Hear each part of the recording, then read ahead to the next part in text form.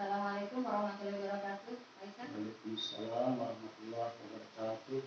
Gimana kabarnya siang ini, Pak? Alhamdulillah. Masih panas, sehat. Mudah-mudahan besok dan besoknya lagi masih dalam keadaan yang sama ya, Pak. Amin. Ada sedikit bincang-bincang kita pada siang hari ini, Pak, untuk menggali refleksi dari kegiatan observasi kita kemarin. Ada beberapa pertanyaan saja. Yang pertama itu, apakah tujuan pembelajaran yang ingin Bapak capai dari kegiatan observasi kemarin? Jadi sebenarnya ada beberapa hal yang ingin saya sebenarnya ingin sampaikan atau ingin utarakan ke siswa dalam perencanaan saya itu tidak lain dan tidak bukan itu saya menggabungkan antara metode visual dengan yang digital. Lain tujuan yang pertama saya ingin anak itu memahami itu teks prosedur seperti apa. Terus anak-anak itu bisa berani mengutarakan pendapatnya tentang hobinya di depan teman-teman yang lain, dan juga anak-anak itu bisa setidaknya mencoba menggunakan teknologi yang sekarang ini mungkin yang sudah sering digunakan oleh orang-orang di luar sana. Itu sebenarnya tujuan saya merancang PTM di rangka-rangka yang seperti kemarin kita observasi. Membiasakan anak-anak menggunakan gadget ya, yang hal-hal yang positif.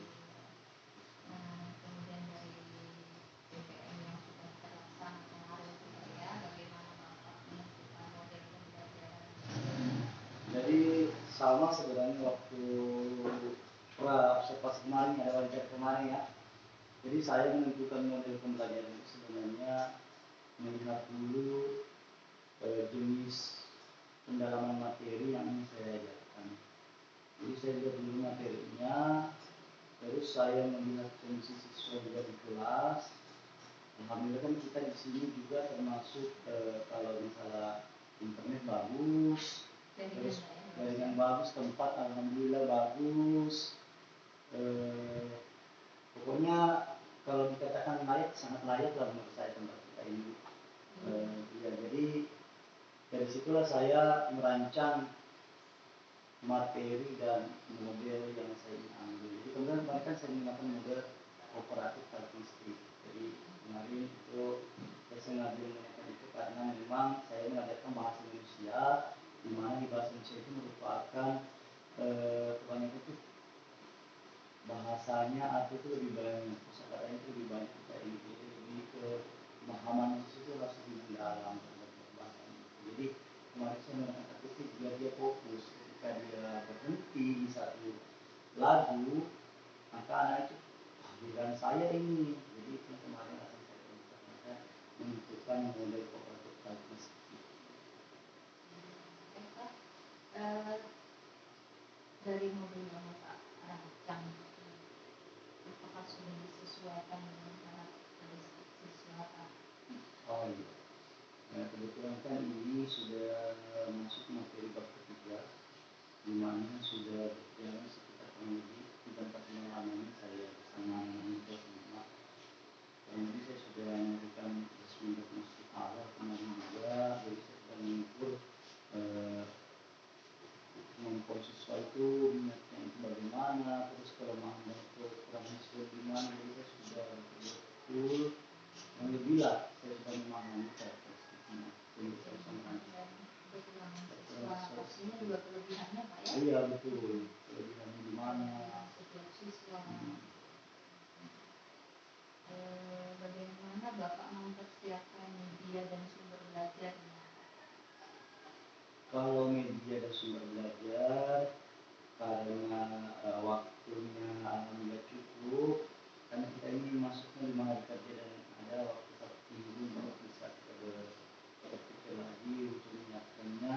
Jadi saya melihat materinya, kemudian saya menggabungkan yang tadi itu, saya menggabungkan antara media digital dan media visual. Bentuknya yang lebih konvensional kemudian lah. Jadi ada dua pembagian, jadi saya itu multimoda dalam kegiatan itu. Kalau kita melihat ke belakang lagi jalannya pembelajaran kemarin Pak ya, itu menurut Bapak bagaimana jalan kegiatan pembelajaran itu? Kalau jalannya sebenarnya sudah sesuai sama langkah-langkah yang sudah saya susun.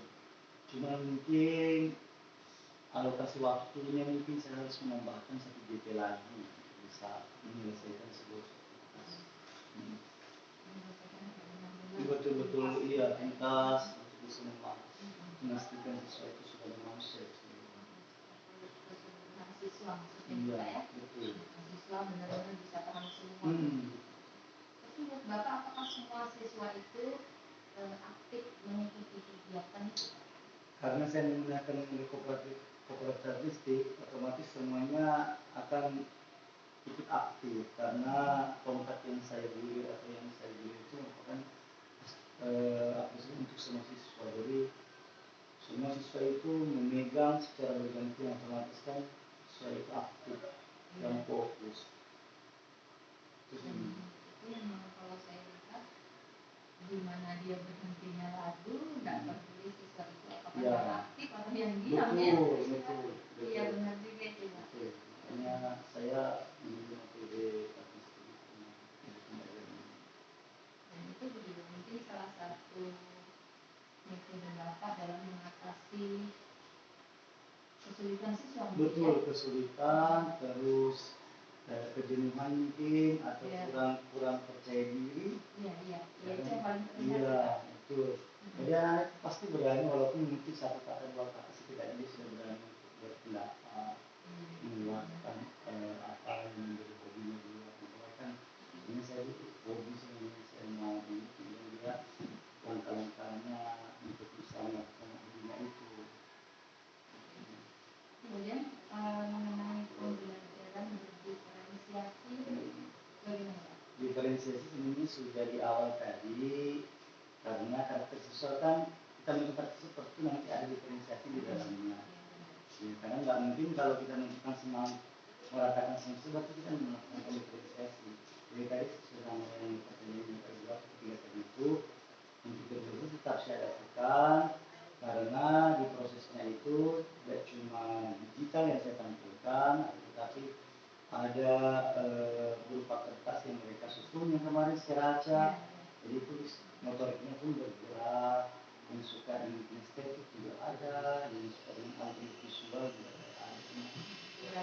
Beragam lah ya, multimodal ya. Kemudian bagaimana Bapak menilai pencapaian tujuan pembelajaran? Pencapaian diukur itu berdasarkan hasil daripada observasi awal saya kemarin. Ini saya melakukan barcode itu di samping saya ingin mengajari mereka cara penggunaan teknologi, kemudian saya ingin melihat bagaimana dia menyampaikan informasi yang dia baca dari barcode-nya, terus bagaimana dia menebak dan isyarat yang ditampilkan teman itu. Observasi awal saya sebenarnya kemarin saya melihat kemampuan dia.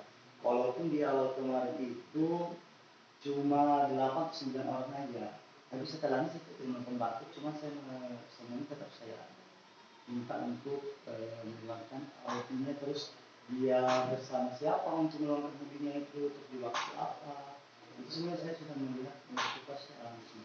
Dan di proses pun kemarin waktu kelompok minta untuk menyusun diskursus secara acak, walaupun mungkin belum 100% benar, memang saya sengaja merancang itu dengan prosedur yang cukup karena kemarin itu diminta memang untuk kita jangan sampai di dalam merumuskan tujuan pembelajaran itu isi atau apa levelnya C1, C1. Kemarin sengaja saya mengambil 11 angka. Psikologi itu sebenarnya bisa 5-6 angka bisa sengaja. Jadi sengaja saya ngasih 11 angka dengan menambahkan bumbu sedikit dan rasa-rasanya untuk merangsang berpikirnya lebih ke stakeholder tipis, ini lebih muncul. Iya Pak. Dari semua pembelajaran yang langsung itu menurut Bapak kegiatan mana yang paling menonjol? Kalau yang paling menonjol sebenarnya itu lebih ke kooperatifnya, lebih ke kerjasama kelompok. Ya, itu sangat-sangat sangat-sangat menggembirakan, sangat-sangat ramai lah, tapi ramai yang positif. Betul itu dituntut sesuatu saling kerjasama sangat bagus sekali. Mungkin ada yang menyalahkan temannya seperti ini, enggak seperti itu. Pokoknya dia berpendapat di dalam memberikan masukan kayaknya seperti ini deh, sebenarnya enggak. Nah itulah yang saya inginkan sebenarnya, seperti itu, ribut tapi hal-hal yang berbagus. Nah dari tadi itu dia bisa belajar dari konsep yang saya susun secara rapi. Oh seperti itu. Dari semua itu Pak, kemudian rencana tindak lanjut Bapak bagaimana? Tindak lanjut saya sebenarnya karena ini diajarkan di semester 1, otomatis kan nanti di semester 1 lagi di untuk kelas 4 dan kelas 5 untuk saya ajarkan itu. Kecuali kurikulumnya nanti berombak lagi, CP-nya perlu dirombak lagi. Tetap saya menggunakan itu, tapi sebelumnya itu saya analisis siswa saya dulu yang akan saya hadapi lagi untuk tahun depan. Jadi tetap saya menggunakan itu, cuma mungkin lebih ke diferensiasi dan karakteristik siswa nanti ke depannya. Menurut Bapak dari semua kegiatan itu bagaimana yang perlu diperbaiki? Cuma mungkin di manajemen waktu saja sih. Seandainya kemarin sempat saya rancang itu di pendahuluan itu 30 menit.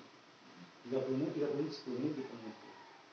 Nah, kemarin saya sodorkan ulang lagi, saya ganti 20 menit, 40 menit, 10 menit. Ternyata masih belum dapat. Iya, masih belum dapat. Saya hanya menghabiskan waktu di pendahuluan kemarin. Sebenarnya sudah benar 30 cuma mungkin alokasinya lebih kurang. Ada dua kemungkinan sih yang mungkin ke depan saya harus ubah, alokasi waktu yang saya tambah atau saya kurangi kegiatan siswa di kelas. Jadi bisa sampai ke 2 JP atau itu. Tapi tidak sih.